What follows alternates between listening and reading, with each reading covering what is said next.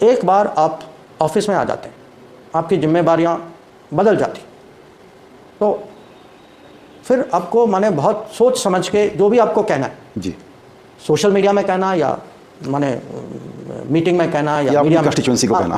वहां पे मोइजू अलग से क्या कह रहा है? वो कह रहा है नहीं, इंडिया के सारे फौजी जो हैं वो 15 मार्च तक निकल जाएंगे। लेटेस्ट खबर क्या आई है दोस्तों? लेटेस्ट खबर ये आई है कि भारत के फौजी वहां से निकाले नहीं जाएंगे, 10 मई तक वो रिप्लेस हो जाएंगे। फिर वो जिसका एक टांग अपने बाहर हो, एक टांग अंदर हो, वो उसका इन्फ्लुएंस इतना नहीं रह जाता। हाँ, मैं तो चाहूंगा कि हम माने बहुत एक किस्म से मैच्योर तरीके से बैठें। अगर उनके यहाँ कुछ विषय हैं तो हमने कभी इसको मना नहीं किया और सोल्यूशन निकालें, क्योंकि अंत में हम पड़ोसी हैं। मुझे ऐसा लगता है कि भारत में किसी ना किसी ने यह फैसला लिया कि हमें 2 महीने और चाहिए, 2 महीने हमें और चाहिए, और 2 महीने जो हमें और चाहिए वो इस प्रकार से चाहिए कि 2 महीने जो एडिशनल मिलेंगे उसमें मोइजू को लुढ़का देंगे। At an interaction in Mumbai, S. Jaishankar said that at the end of the day, neighbors need each other and understandings are always formed. Listen to what he had to say. अगर ये कहा जाए कि this is complete Indian tech over, तो क्या ये गलत होगा? ये गलत नहीं होगा। इसकी वजह यह है कि इस वर्ल्ड को इंडिया ने टेक ओवर कर लिया है। व्हेन आई से लुढ़का देंगे, मेरा वो मतलब नहीं जो आप समझ रहे हैं। मेरा ये मतलब है कि मोइजू को रिप्लेस कर देंगे, क्योंकि इतने ज्यादा वहां पे लोग इससे परेशान हो गए हैं। इंडिया आउट, इंडिया आउट आपने जोरों शोरों से करा ना, आपने एक माहौल बनाया ना।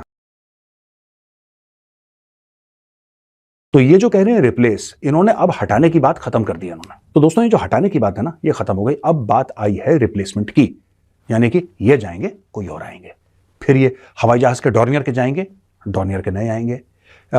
जो हेलीकॉप्टर्स हैं, एक नंबर 1 हेलीकॉप्टर है वो जाएगा, उसकी जगह कोई आएगा। नंबर 2 जो हेलीकॉप्टर है वो जाएगा, उसकी जगह कोई और आएगा। ये सिस्टम चल रहा है। यानी कि अभी तक ये है कि भारतीय वहां पे रहेंगे, लेकिन वो रिप्लेस हो जाएंगे, उनका तबादला हो जाएगा। ठीक है, दैट्स ऑल राइट। ये एक बात हो गई। अब दूसरी बात आते हैं हम दोस्तों मई 10 की। इतना टाइम क्यों? इसलिए क्योंकि मुझे ऐसा लगता है, मेरा एनालिसिस है दोस्तों, कि जितना वो स्पीड पकड़ रहा है ना इसको गिराने की जो मुहिम चल रही है, इसका इंपीचमेंट हो जाए, इसकी सरकार गिर जाए, नो कॉन्फिडेंस आ जाए, ये सब के लिए समय लगेगा। इमीडिएटली नहीं हो सकता, कोई भी चीज इमीडिएटली नहीं होती, समय लगेगा। और तब तक ऐसा हो जाएगा, माहौल इस तरीके से गर्म हो जाएगा वहां पे कि मालदीव्स के अंदर एक नया राष्ट्रपति आ जाएगा, नई सरकार हो जाएगी। देखिए, या तो ये मान ले, राइट, या तो ये मान ले। ये नहीं मानता तो कोई और मानेगा, मानना फिर पड़ेगा आपको। अब मैं आपको और छोटी सी बात बताता हूं। बजट में डेवलपमेंटल असिस्टेंस जो है वो भारत ने 50% मालदीव्स का और बढ़ा दिया, यानी कि 400 करोड़ था वो हो गया 600 करोड़। अब 400 करोड़ के एवज में भारत ने एक्चुअली पिछले साल जो स्पेंड करा था दोस्तों, पिछले बजट में, वो कुछ 700-750 करोड़ स्पेंड करा था भारत ने। India spent much more than the budgeted amount, तो उस हिसाब से तो थोड़ा कम ही है बजट जो एक्चुअल स्पेंड है, लेकिन बजट बढ़ा दिया है।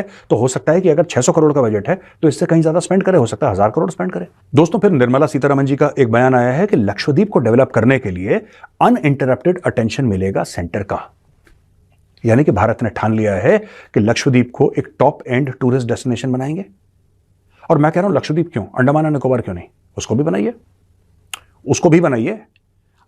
लेटेस्ट खबर यह आई है कि भारत के फौजी वहां से निकाले नहीं जाएंगे, 10 मई तक वो रिप्लेस हो जाएंगे। अभी जो वर्ड है ना रिप्लेस, ये बड़ा खतरनाक लफ्ज है यार। रिप्लेस का मतलब क्या है? रिप्लेस का मतलब कि वो जाएंगे, कोई और आएंगे। चक्कर क्या है, मैं आपको चक्कर समझाने की कोशिश करता हूं, और ये मई 10 का क्या मामला है ये भी दोस्तों थोड़ा सा समझ लेते हैं। दोस्तों स्टोरी कुछ इस प्रकार से है कि इसने मार्च 15 की डेडलाइन दी, अब ये मई 10 तक चली गई, यानी कि मार्च अप्रैल में लगभग 2 महीने, और 2 महीने से 5 दिन कम कर लीजिए, लगभग 2 महीने भारत को और मिल गए। ये हो क्या रहा है? मुझे क्या लगता है, मुझे ऐसा लगता है कि भारत में किसी ना किसी ने यह फैसला लिया कि हमें 2 महीने और चाहिए, 2 महीने हमें और चाहिए।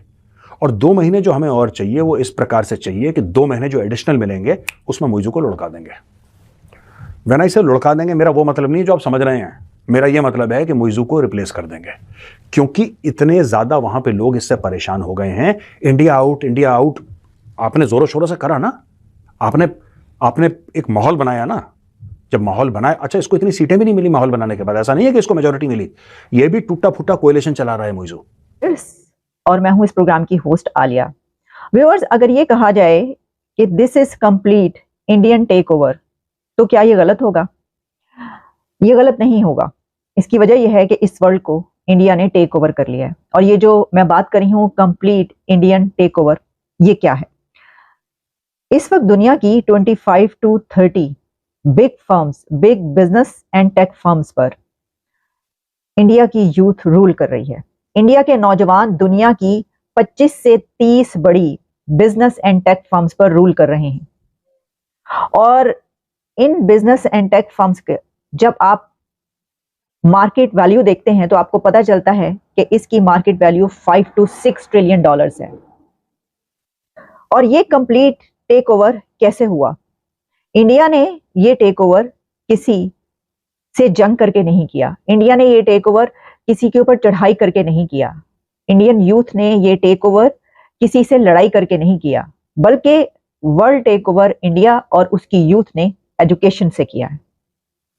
और ये एजुकेशन वो है जो वो अपनी जनरेशन्स को देते हैं, जो वो तालीम दे रहे हैं अपनी जनरेशन्स को। उनका जो एजुकेशन सिस्टम है, उनके IIT से लेकर उनकी यूनिवर्सिटीज, इंडिया के कॉलेजेस, इंडिया के स्कूल्स, वहां पर जो पढ़ाया जाता है, जो एजुकेशन दी जाती है, जो उनकी ट्रेनिंग की जाती है अपने बच्चों की, अपनी जनरेशन्स की, उसने आज उनको ये दिन दिखाया है। चंद नाम तो आपको पता होंगे, मैं आज आपको कुछ और नाम भी बताऊंगी। देखिए जरा इन फर्म्स की बात किए लेते हैं, देखते हैं कि ये कैसे कर दिखाया उन्होंने। मेरे सामने इस वक्त कुछ नाम मौजूद हैं और वो हमें ये बता रहे हैं कि ये जो इस वक्त फर्म्स काम कर रही हैं और बिजनेस जो दुनिया में हो रहा है उसको देख कौन रहा है? उसको देख तो जो CEOs उसको देख रहे हैं, इस दुनिया के बिजनेस को, वो तो सबके सब इंडियन है। तो फिर ये कैसे नहीं होगा जो ये बात की जाती है कि हर जगह पर जो है वो इंडिया इंडिया हो रहा है, हर जगह पर भारत की बात की जा रही है और पूरी दुनिया में जहां पर देखो जो है वो उनकी इतनी जबरदस्त स्ट्रॉन्ग लॉबी है। इंडिया की तो स्ट्रॉन्ग लॉबी की तो मतलब चर्चे हैं ना, हर तरफ चर्चे। वीडियो देखने के लिए धन्यवाद दोस्तों। आशा करता हूँ कि आपको ये वीडियो पसंद आया हो। अगर आपको ये वीडियो पसंद आया हो तो प्लीज़ इसे लाइक, शेयर और सब्सक्राइब कर दीजिए। वंदे मातरम। जय हिंद।